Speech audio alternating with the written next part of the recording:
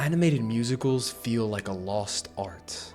The best ones we've gotten were in the 90s, at the peak of Disney's power. Since then, only a few have come close, with Frozen and Coco standing out. But this year, Sony, of all studios, may have just dropped the best animated musical of the decade. So how did they do it? How did Sony manage to recreate, and at times reimagine, Disney's long-lost musical magic? There's so much more to it than you might imagine, so get ready. See, there was a time when animated musicals were the heart of animation. The 90s Disney Renaissance is a golden age unlike anything we've seen in animation. The Little Mermaid, Beauty and the Beast, The Lion King, Mulan. Disney put out 9 musicals in 10 years, which is nuts. Not only that, they were all box office hits, critical successes, and unforgettable experiences. Carried by unforgettable characters too, and the kind of music that sticks with you for literal life. And although the movies were obviously incredible, in reality the songs were the real story. Every note pushed the plot forward, every lyric revealed a piece of the character's soul, every song was also insanely catchy and memorable for the most part. But somewhere along the way, that magic kind of started to fade. Musicals started to disappear. Over the past 15 years, Disney has only produced 6 full musicals. Pixar has only attempted it once with Coco, and most other studios stayed far away. Although, from what I've seen online, it seems the definition of what movie is a musical is kind of controversial. DreamWorks had The Prince of Egypt, Illumination had movies like Sing and Trolls, but few dared to create original music-driven storytelling on Disney's level. Sure, we've had occasional hits like Frozen and Moana and Coco and Encanto, but the consistency and quality of that 90s era is nowhere to be seen. That's why what Sony just did is so unexpected. Because after decades where Disney was the only studio even attempting animated musicals at scale, someone else finally stepped into the ring. And maybe that's because Disney's musical formula was just so good, so perfectly engineered, that no one else dared to touch it. So to understand what Sony just did, we have to figure out what exactly made Disney's musical formula so damn good. It honestly comes down to structure, philosophy, and the right tools. There's one tool in specific that was a key to Disney's success. It was none other than Surfshark. You see what I did there? They're sponsoring today's video, and you should think of it like the Han Moon of your internet. Surfshark encrypts your connection, and CleanWeb swats away trackers and ads like roomies slashing down demons. One subscription covers unlimited devices, phone, laptop, tablet, so your whole setup is protected. And you can change your virtual location to any of the 100+ countries that Surfshark offers, letting you watch a ton of Netflix shows and movies that wouldn't be available, like Rick and Morty, for example, which isn't available in Netflix US, but is available in other countries. I personally have a friend who got multiple accounts hacked because he used a random cafe's Wi-Fi. Since then, I don't touch public Wi-Fi without Surfshark, just to make it absolutely sure I'm safe. If you want that extra reassurance, go to surfshark.com/Munwera or use code Munwera at checkout to get 4 extra months of Surfshark VPN. There's a 30-day money-back guarantee as well, so it's totally risk-free. Now, back to the secrets behind Disney's musical genius. Well, first, it all starts with the philosophy. From the very beginning, Disney didn't treat songs like decoration. As Walt himself put it, we should set a new pattern, a new way to use music, weave it into the story so somebody doesn't just burst into song. The music wasn't there to fill space. It was there to carry the story, to give the characters an emotional voice they couldn't find in dialogue alone. And that philosophy is what set Disney apart, both in its earliest classics and in its renaissance. In a great Disney musical, the music is the story.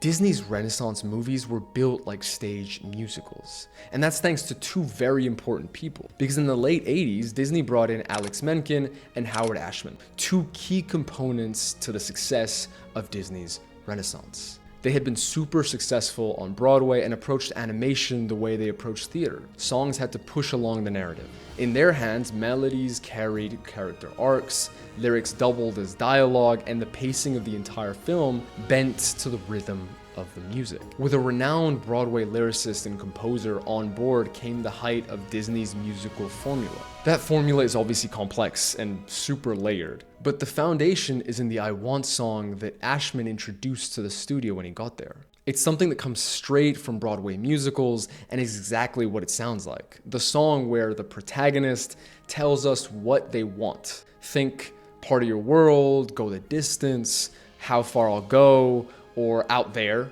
which is one of my faves personally. You learn exactly who the hero is, what they're longing for, and why it matters. In just a few minutes, you're invested in their journey. It's kind of like exposition, but disguised as song. Once that emotional core is set, Disney almost always follows with what I'm gonna call the fun song. The grand, joyful, and sometimes funny songs that let the audience relax a bit, like Under the Sea, Friend Like Me, Hakuna Matata, Be Our Guest. On the surface, they just seem like pure fun and entertainment, but they're actually doing serious narrative work. They flesh out the world, showcase the personalities of side characters, and sometimes slip in a philosophy or worldview that shapes the hero's journey, like with Hakuna Matata, for example.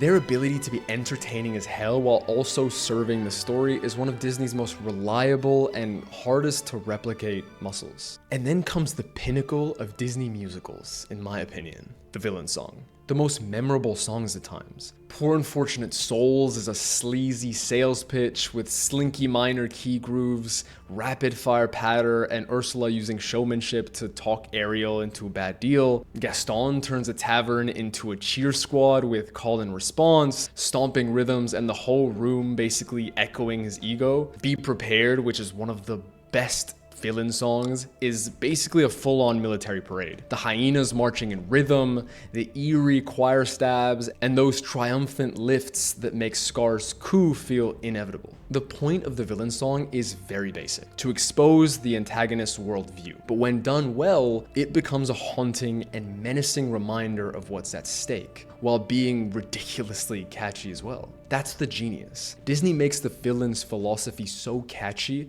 a lot of us remember those songs the most. And then in between, you usually get the love song. A Whole New World, Can You Feel the Love Tonight, Beauty and the Beast, I Won't Say I'm in Love, the songs that make me literally melt. The romantic duet is where Disney usually lets two characters truly see and hear each other. It's a mid-movie chemistry crystallizer that shows us how well the characters are connecting. Functionally, it clarifies the relationship and reframes identity through the other. It also works as a paced breather that makes us care even more about the outcome of the movie, because at the end of the day, I need these two to get their happily ever after. But see, part of Disney's magic is in the songwriting craft itself. Unlike most pop hits, many Disney songs skip the big repeated chorus in favor of refrains or title hooks, little repeated lines that make space for more verses, more story, like how Under the Sea, for example, is repeated throughout that song. That extra room means more plot and more world building packed into each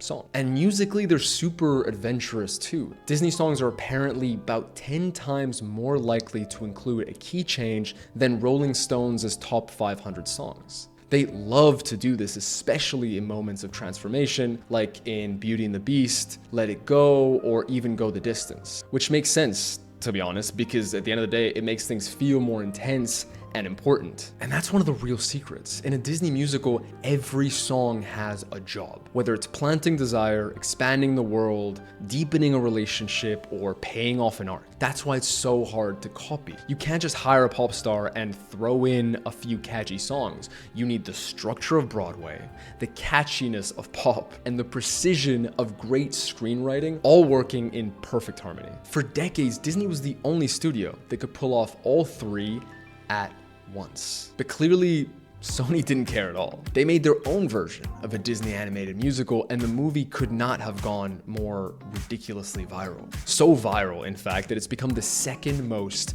viewed movie in the history of Netflix. But how the hell were they able to accomplish something that few studios even dared to try? Well, it all starts with attention to detail. Sony and the director staffed the movie like a Grammy-worthy K-pop album. Executive music producer Ian Eisendrath, Teddy, and a slate of Grammy-worthy producers behind Twice, Blackpink, and BTS were brought in early to craft songs that could top charts and drive the story. They built everything around music-first decisions. Eisendrath says the songs were written and recorded before being structured into the film, with a two-part mandate. Every track had to be a standalone record and serve the narrative. On the back end, Kang and Applehands described how torturous of a process it was to sync the choreography and cuts to the music frame by frame. That's why in the movie, dance breaks and fight beats land exactly on snares and drops, which makes it so satisfying. That obsessive mentality is why the album has surged on every chart,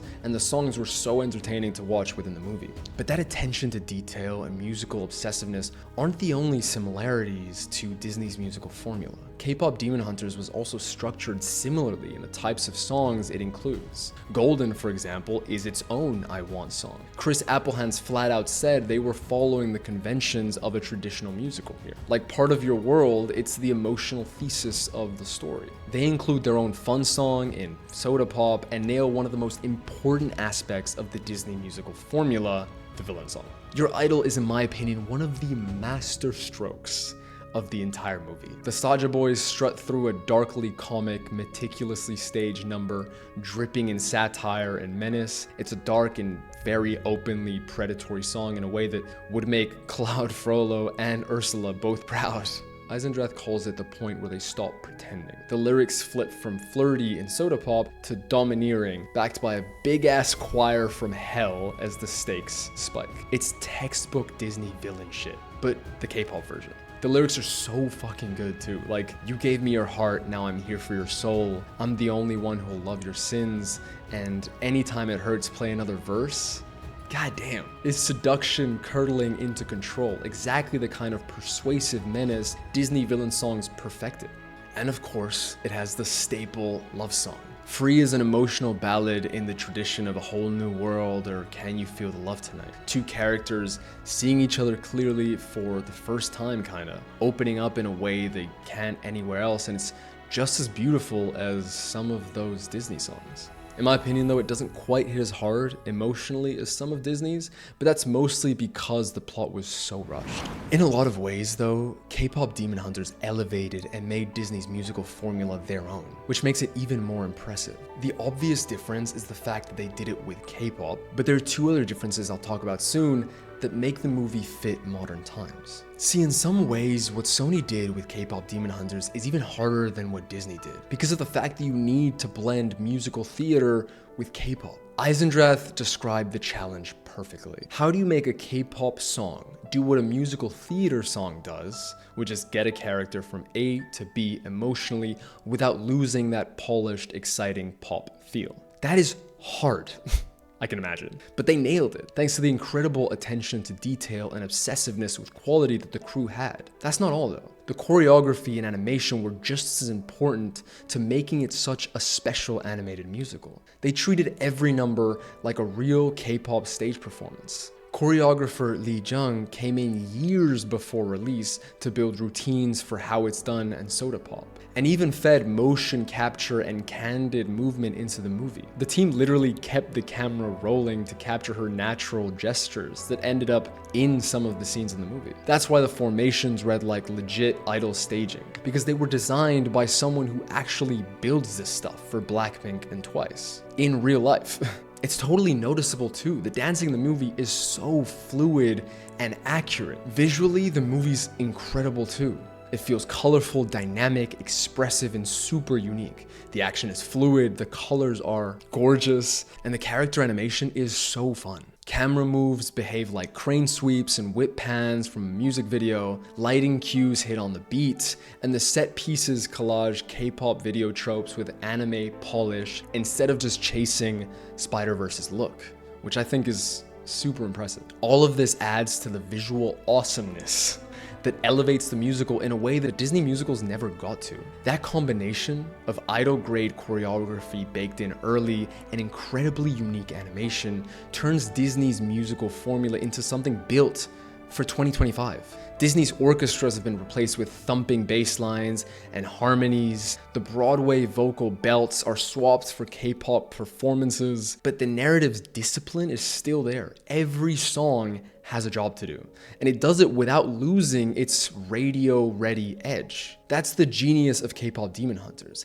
It's proof that Disney's musical formula is still bulletproof, but also that it can evolve. Sony didn't try to out-Disney Disney.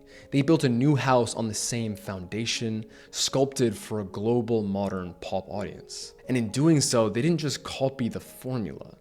They made it completely their own.